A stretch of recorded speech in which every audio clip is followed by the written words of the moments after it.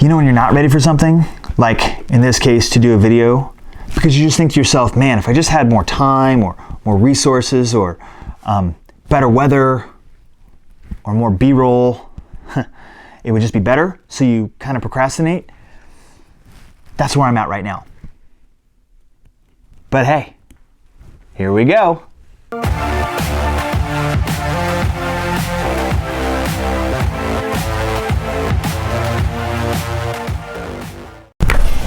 Whoa, whoa, whoa, whoa. Have you not been here?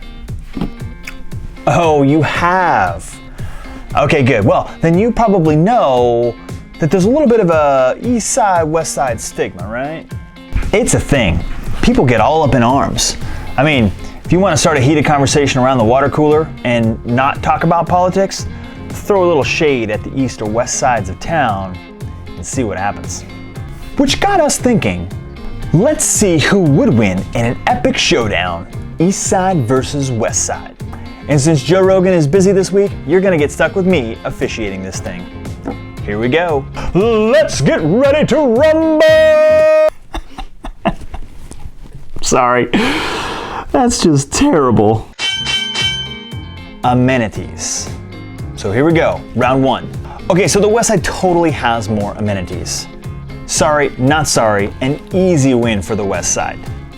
I mean, the West Side has downtown, the river, the mountain, the Deschutes National Forest, the Old Mill District, most of the breweries in town, the Box Factory, OSU, Cascade / COCC, and all of the shopping, dining, trails, and recreational opportunities that's associated with all of those areas. The East Side has Costco and the hospital. Okay, that's not quite fair. We do have breweries on the East Side, most notably Worthy Brewing and 10 Barrels East Side location. But there are also some really great parks on the East Side as well. We've got Pine Nursery Park, and soon we will have Alpenglow Park, which is just breaking ground like this week, I think. We also have K1 Speed, we've got Cascade Indoor Sports, we've got trampoline centers, multiple ones to go to, bowling alleys, plural, and arcades on the East Side. So, maybe a little closer than you might think in the beginning, but we're still gonna give this round to the West Side. Round two, affordability. Now, we are realtors here, so we're gonna take just a second to talk about affordability. The East Side is far cheaper than the West Side, and for many of the reasons that you will see outlined in this heavyweight bout. But in the interest of not spoiling the rest of the story, we'll go ahead and tell you that the median price of a home on the East Side is $430,000, and the median price for a house on the West Side is $699,999.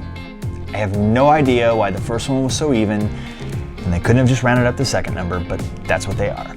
Which is a 63% difference. And trust me, I had a very frustrating time figuring that out with my calculator. I couldn't even believe it. Generally speaking, there are more tract-style neighborhoods from production-level builders on the East Side, whereas the West Side has more high-end custom/spec gigs, spec jobs that typically fetch far more on a price per square foot basis. The long and the short of it is, there's more expensive homes on the West Side than on the East Side. Round three. I don't even know what to call it, or if there's a real word for it, but if you happen to know what it is, help me out here, leave it in the comments section down below, I'll be smarter for it. I'm just gonna go ahead and call it forest topography, basically how the snow line affects the trees and kind of what grows where. See, Ben's right on a snow line, basically, and it's really neat. You see, the West Side has far more tall ponderosas and lots of big pine trees. I mean, the West Side is like in the forest. Big, huge trees that are just pretty to look at, They collect all the snow in the winter. It's beautiful. And in the summer, you know, they provide lots of shade, and they keep the west side real cool, if you know what I mean. It's just pretty. Pretty trees. The east side just has junipers, which are short and ugly and smell when it rains. Maybe that's not quite accurate, because there are some really great pockets on the east side that have lots of big, tall ponderosas and trees and stuff like that.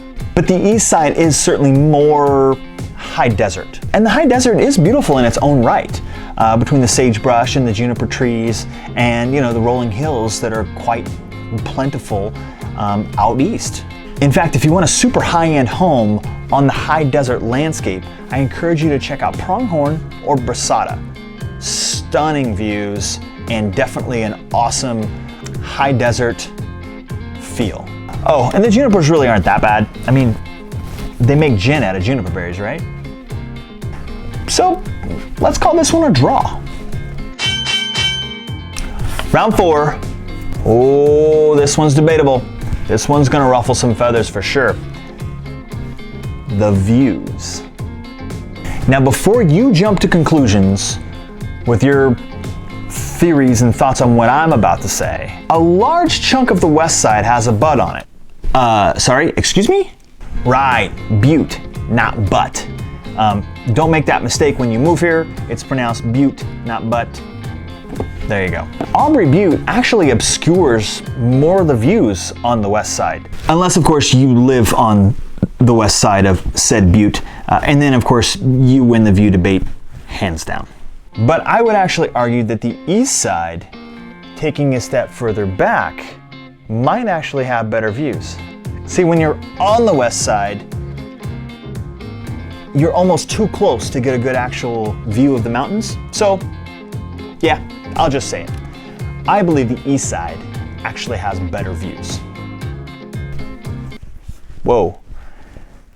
Hey, honey, our comment section is blowing up. People don't like that. They think Westside's got, wow. Really? Just kidding. We're not actually live. Your comments aren't on there. Yet. Round 5, future development. Let's talk about the future, shall we? You see, the west side is done. Well, nearly all of the available land left on the west side has now been developed with the master plans of Discovery West and Westgate and some of the other neighborhoods that are now in their final stages of planning. There's nothing left on the west side. All of the available land that was available on the west side is now all gone, and it's bumped up to kind of a hard line known as the Deschutes National Forest. So we can't go any further west, even if we wanted to. The east side, however, is flanked with lots of farmlands and rural lands that can and eventually will be bought up and consolidated and developed into more neighborhoods and more housing for the future of Bend. What am I talking about? Well, Petrosa is a massive neighborhood, like over 1,000 homes, coming to the northeast side of town, complete with a shopping center, schools, churches, parks, etc. The works, right? Then on the southeast side, we've got hundreds and hundreds of acres that were recently annexed into the current UGB that are slated for expansion and development. Then there's another almost 400-acre tract of land that was just approved for sale along Stevens Road, which is also going to lend itself eventually to probably thousands of homes as well. So the future is bright for the east side as far as future development and growth goes. Dancing into our 6th round, we have the intangibles. The wild card round. The west side does have an amazing allure to it. It's so close to everything. The trails, floating the river, the whitewater park, the ice rink, the trees. But I gotta say, the pine needles suck. Bags and bags of pine needles. But it's also crowded, really crowded. I mean, there was almost a civil war here when they were talking about bringing OSU Cascades campus to the west side. People didn't want it because it's already such a congested side of town. But they did it anyway. Ew, David? Who's David? And then all of those amazing amenities also draw in tourists.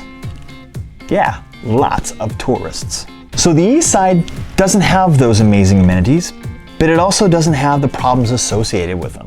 The Eastside is quiet, less congested, and you're surrounded by neighbors in your neighborhood and not visitors from out of town. So who wins the title? You decide. Let us know what you think in the comments below, and give us a thumbs up. Yeah?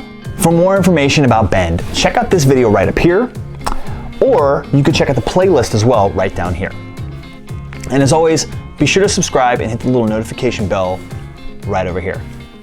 Thanks for watching, and we'll see you next time.